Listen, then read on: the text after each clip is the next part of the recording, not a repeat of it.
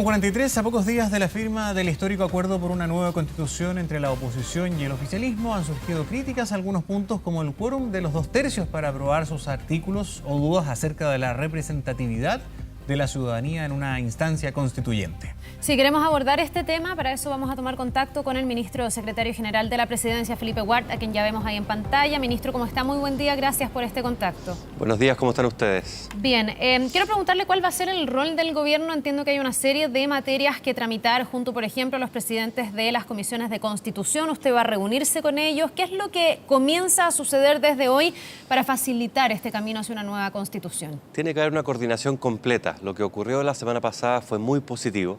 Este encuentro finalmente de voluntades y en un texto de todas las entidades políticas, prácticamente todos los partidos políticos, este esfuerzo que hace la política por escuchar finalmente lo que está ocurriendo en la ciudadanía, se traduce en este acuerdo que se firma a altas horas de la madrugada ya el día viernes. Y esto debe traducirse obviamente en avances. El gobierno está totalmente disponible para ayudar en ese trámite, en esta iniciativa, y obviamente esto debe tener la concurrencia de los presidentes de los partidos, de los integrantes de las comisiones de Constitución, ¿Ministro? de finalmente todas las personas que participaron de este importante acuerdo, sí. ¿Deberían avanzar en la misma hoja de ruta del acuerdo que se firmó ese día o podría haber cambios? Han surgido algunas dudas. Hablábamos, por ejemplo, del tema del quórum de 2/3. Algunos han dicho, bueno, pero ¿qué pasa si es que no se llega a acuerdos? Ya se ha explicado que no regiría la actual Constitución, que quedaría como materia de ley, pero otros dicen, bueno, puede quedar como materia de ley algo que es de rango constitucional. ¿Se podría cambiar esa fórmula? ¿Pueden surgir algún tipo de modificaciones durante este camino? Este fue un acuerdo que costó mucho concretar y ese es el texto y ese es el espíritu de lo que está en ese acuerdo. Por lo tanto, hay que considerar que si bien se comprenden algunas críticas que se han realizado, esto garantiza y obliga a que las partes lleguen a acuerdo. Eso es lo interesante de tener un quórum distinto a una mayoría simple, donde finalmente es una mayoría circunstancial, tanto en el Congreso como en una convención, quien puede imponer esa mayoría a la minoría. Y eso creo que no corresponde en materias tan importantes como la Constitución.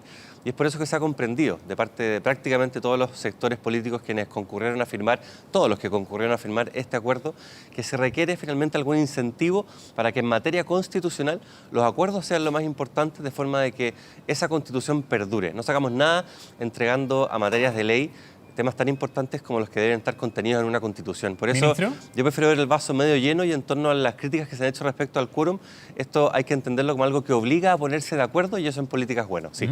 Sí, ministro, buen día. Y en ese sentido también de los 2/3, ¿sería bueno dejar o analizar algún mecanismo de resolución de controversias para, si es que no hay acuerdo precisamente, poder avanzar?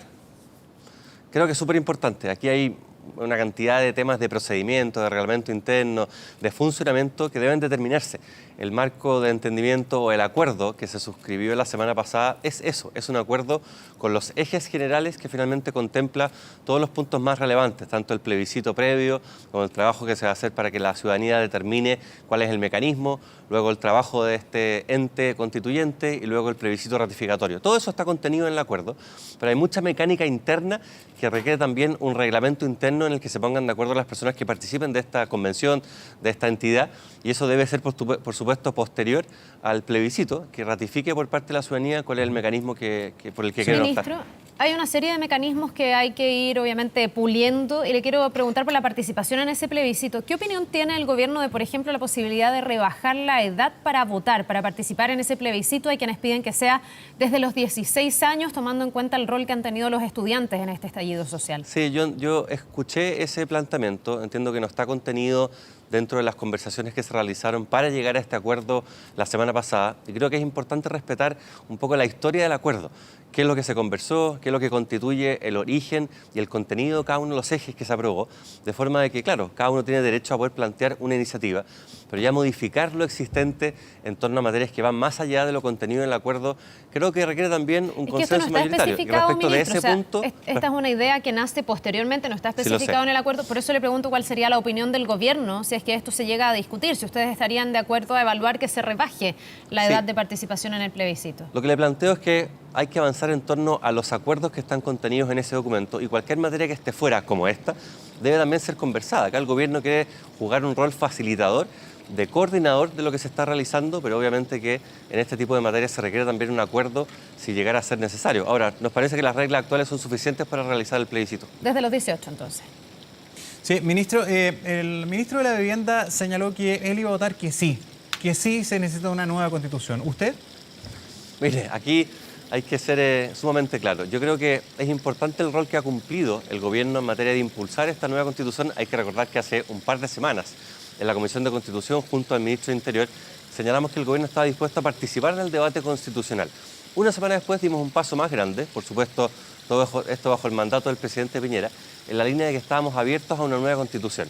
Se patrocinó un trabajo que desembocó en este acuerdo en el Congreso y hasta ahí llega el gobierno. Obviamente que esperamos que esto se resuelva en el plebiscito. Acá tiene que existir libertad para que las personas que forman parte del gobierno y se sienten parte de este gobierno tengan la posibilidad de tomar la decisión en torno a uno u otro camino. Por eso se lo pregunto en mi caso, con mucha transparencia. Usted, en su caso personal, porque también es importante conocer las convicciones.